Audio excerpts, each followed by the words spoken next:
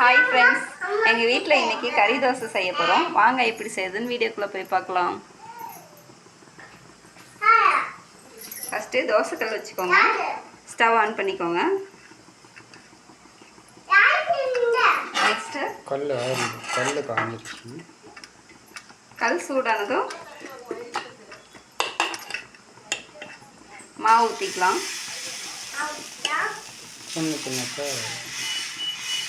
கறியை குட்டி குட்டி பீஸாக போட்டுக்கோங்க. போட்டுட்டு தோசை மேலே அப்படி தூவி விட்டு ஆட் பண்ணிக்கலாம்.